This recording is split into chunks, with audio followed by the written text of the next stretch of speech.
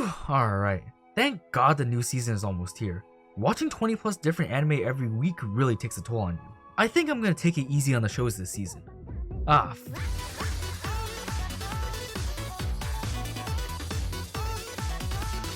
There's a lot of anime to watch this season too, but hopefully unlike last season, we'll be able to watch most of them without any delays. So let's just get right into it, starting with Demon Slayer, Swordsmith Village Arc. The show that took the anime community by storm is back with a third season. Demon Slayer is a series that needs no introductions, as practically everybody and their mom has seen it already.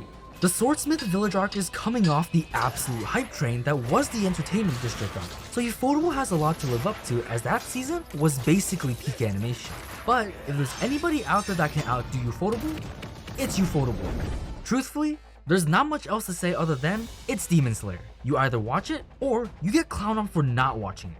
Konosuba, an explosion on this wonderful world. After 4 years since we last saw Konosuba on the big screen, we're now treated to a side story as we follow Megumin's backstory and see how the greatest genius of the Crimson Magic Clan became the explosion one-trick pony she is today. Though unfortunately, we probably won't be seeing any of our other favorite idiots until the end of the season, as the story takes place about a year before Kazuma gets isekai to their world. In this spin-off series, we get to see an even younger Megumin start her journey to become the one-shot wonder. Even after being told repeatedly that explosion magic is not only difficult to learn, but as we already know, it's also extremely resource intensive. And if that wasn't bad enough, its practical uses over other spells are almost non-existent, making the spell itself practically a joke. But despite all that, Megumin is still determined to follow the footsteps of a certain magician that inspired her long ago to truly become the greatest explosion magician in the world, and you should definitely be there to see it happen. Dr. Stone Season 3. Dr. Stone is probably the best science anime I've ever seen. It strikes a great balance between being informative, grounded in reality, kinda, but also still be entertaining. The show makes you care about why a given discovery was so vital, but more importantly, it showed you the cool shit you could make from it. And as the series has gone on, the projects have only gotten bigger and more ambitious. With the Stone Wars over, the third season looks to be covering the manga's Age of Exploration arc, as Senku and the gang go on a journey across the globe to learn more about the world they're now living in. And on top of that, they need to start farming resources elsewhere so they can propel the world back into the modern era, because Japan ain't got shit for natural resources. Dr. Stone does a great job selling the journey to us as viewers, because by halfway through any arc, most people have gotten so engrossed that the main goal, which is to find out why and how the world was petrified in the first place, has pretty much become a side quest. Dr. Stone is an anime I recommend everyone give a shot, and this season is no exception. In Another World with My Smartphone, Season 2. As the number of isekai adaptations slowly start to outpace the population of young people in Japan, there are bound to be a handful of series that will live on as modern classics. And this series is definitely not one of them. It's been 6 years since the first season aired, and my only questions are, who asked for more of this? Is this even making money? One season was plenty to know exactly how this story was gonna go, but I guess I shouldn't be too surprised seeing that the Fruit of Evolution got a second season too. Though, to its credit, out of the two isekai with smartphones that I've watched, this one is by far the better one. But look, I won't judge you if you're gonna watch more of this garbage series, cause I'm probably gonna be right there in the front seat with you. TONIKAWA, Over the Moon for You Season 2. Ever since the Isekai Express lost two protagonists to the power of horniness, we've been waiting for another season of the wholesome and diabetically sweet Tonikaku Kawaii. There's nothing really special about this anime, but it just hits all the right notes with its good combination of humor and cute interactions between Nasa and Tsukasa. It's relaxing, wholesome, straightforward, and all around just funny in general. It's an anime that shows you that sometimes the best spice is vanilla and horny. Now, if you don't like slice of life or watching cute couples do cute couple things makes you cringe, this is probably not for you. But for my fellow rom-com enjoyers, we eating good next season.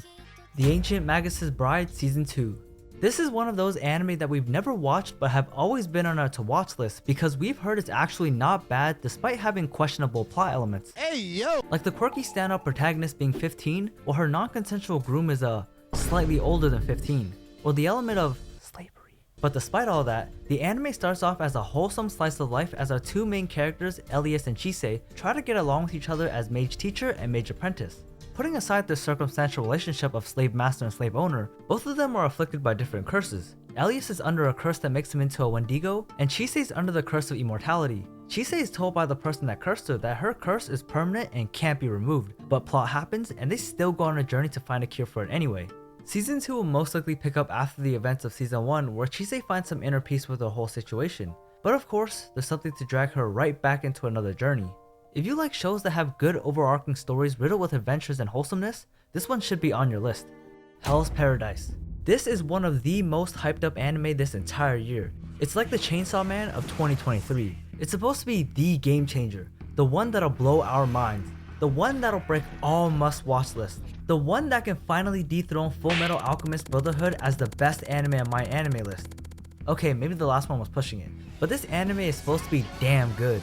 Set in the Edo period of Japan, your boy Gabimaru the Hollow is one of the best assassins from his hood of Iwagakure. He's good at killing, but his cardio is trash and he gets caught by the popo. Sentenced to death by execution, he barters for a chance at life again by offering to find the elixir of immortality that's located on a mysterious island for the shogun. Little does he know, the island is full of nightmare-fueled monsters that he will have to fight if he wants to live another day. Now the manga has already been finished since January of 2021, so the hype for it has kinda died down, but I think once the first few episodes drop, the hype will come back because Studio Mappa is behind the production. I think with their talent and track record, they can do this series justice with little to no error. Wait a second. Alright, yeah, they already fucked this up like Chainsaw Man. Everybody go back to writing. But seriously, everybody go watch this anime. Oshi no Ko. From the author that brilliantly crafted Kaguya-sama comes Oshi no Ko, a story about the one thing Western countries can't seem to understand: Japanese idols. Goro Amamiya is an OBGYN that runs a medical clinic in the countryside, and one of his clients happens to be one of the most popular idols in Japan, Ai Hoshino, who he's also secretly a fan of. Ai is there because she's secretly pregnant, and Goro personally tasks himself with delivering the baby. Word gets out to Ai's stalker, and on the night of the delivery, the doctor gets straight clapped by the stalker, to which he then gets reborn as one of Ai's twins, Aquamarine Hoshino. Now, I'm gonna stop right there because saying any more will spoil the story more than I already have. Just know that if you plan on watching this, Akasaka Aka's works tends to skew the story towards dark and realistic elements, so everything I just described is only the surface level of craziness that is Oshi no Ko. With the release of this anime are the realities of the Japanese idol industry as they get exposed by the author's based opinions and hidden messages, but we're more in it for the babies with glow sticks popping off like they're at a rave. Even if you don't think this is your type of anime, we recommend at least giving it a try before ruling it out completely. Ranking of Kings, Treasure Chest of Courage. After silencing the doubters with an incredible first season, I don't believe there's too much else that needs to be said about Ranking of Kings. The art is cartoony and looks childish, but the story is anything but. It tells a compelling character-driven story that does not hold back on the brutality of what it means in their world to be a king. As for what to expect, the first season was tied up pretty nicely with only a few knots left to untie, and I haven't read the manga or anything, so I have no idea what's coming next. But it definitely proved itself in 2021 that this is a top tier anime fit for not only a peasant, but for a king as well. And I have that same expectations going into the next season. The Legendary Hero is Dead. The Legendary Hero is Dead is a comedy fantasy series that revolves around a hero who saves the world from a demon king and his army.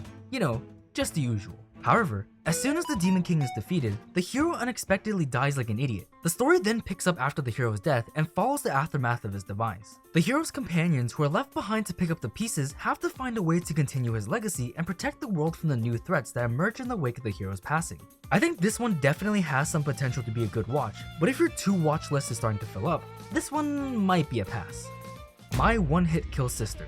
This anime is like Okasan Online, except instead of a mother and son incestuous situation, it's now a brother and sister. I'd fuck my brother. Yeah. This is absolutely disgusting. I'm kinda down for this anime though. All this anime is about is a guy getting isekai'd into another world, but he has the shittiest abilities. And just as he's about to get murdered by a monster, his brother-loving older sister from Alabama swoops in to save him. It turns out that she also got isekai'd, but she has Saitama's ability to one-shot everything. And that's basically it. This show looks like the steaming hot garbage of the season, so if you don't like that kind of stuff, stay far away from this. But if you're a degenerate, give your meat a good old rub. Loving Yamada at level 999. Akane Kinoshita is a girl that recently got dumped by her boyfriend because he found some other e-girl that can purr and support him better than she can. Heartbroken and depressed, Akane is just about to quit the game she and her ex-boyfriend played together until she meets Akito Yamada, a hardcore gamer whose stats are maxed out but still a virgin because he couldn't ever fathom losing anything. Akane starts developing feelings for Yamada, but he's too much of a gamer to make time for love, so now it's her mission to make him think about things other than just games. This shoujo anime looks pretty decent as Studio Madhouse is behind the production and people have been really excited because the manga was good too.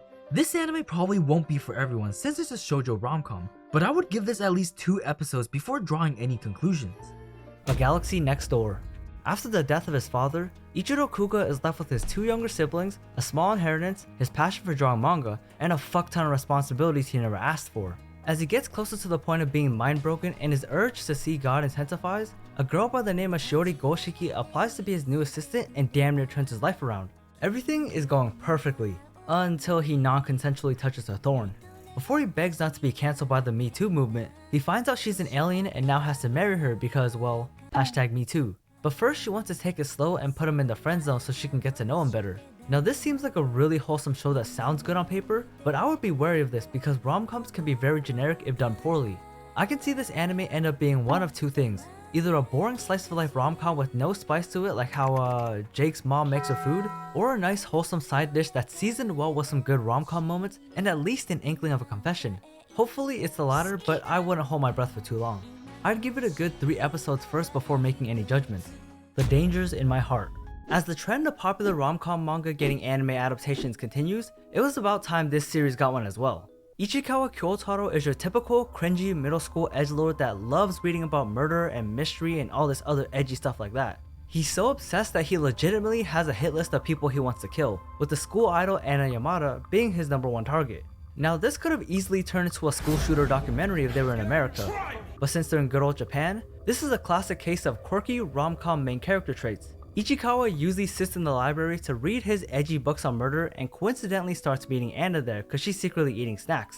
As they meet every day, they learn more and more about each other and slowly a relationship is formed where Ichikawa wants to support Anna on the side and Anna teases Ichikawa because bullying is funny. Now the source material is supposedly really good, but we all know that doesn't mean that it'll translate well into an anime. I'm hoping it does because this looks and sounds pretty decent, but in the end, we'll have to see how it is. So I'd also give this one 3 to 4 episodes first before figuring out if it's worth the watch. Insomniacs After School. We haven't heard of this one before, but from how highly the manga is getting praised, this one looks like it's gonna be a banger with chill vibes. Gonta Nakami is a good student, but is known to be cranky and irritable all the time, which makes him a loner because nobody wants to be friends with an asshole. His bad attitude stems from his insomnia and often finds himself pulling all-nighters because he simply can't sleep. During festival preparations, he gets sent to the old astronomy club's room to get some supplies and discovers it to be a nice quiet area to finally get some rest. While looking around, he discovers his classmate Isaki Magari sleeping in the room. Isaki is like Nakami and also suffers from insomnia, except she's sociable and has friends. Understanding each other's lack of sleep, they come to an agreement to share the space for napping. They bond over their sleepless nights and eventually become good friends, but hopefully in the future, they turn the relationship into something more than that. One thing I have my eyes on is the studio behind the anime, Lead-In Films, the same studio that produced Call of the Night. And since they both have the nighttime theme going on, I have really high hopes that they can pull off something amazing here. One thing people have to be worried about is that this is a slice of life romance show, so it's definitely not for everybody and there's always a possibility of it being insanely boring. Because of that, I would recommend giving this 2 to 3 episodes if it catches your interest. My Home Hero. Tetsuo Tosu is just an ordinary salaryman that has the family values of Vin Diesel and will do anything to protect his wife and daughter. That value is put to the test as his daughter one day comes home looking like she just lost her first boxing match against her boyfriend, Nobuto Matori. Wanting to learn more about Nobuto, Tetsuo begins investigating him and finds out that he's part of the Yakuza and is scheming to extort money from his daughter and her grandparents. Blinded by anger and rage, Tetsuo throws hands and a rice cooker at Nobuto, accidentally killing him. With the help of his wife, Tetsuo successfully hides Nobuto's body, but the Yakuza start sending members to investigate this sudden disappearance.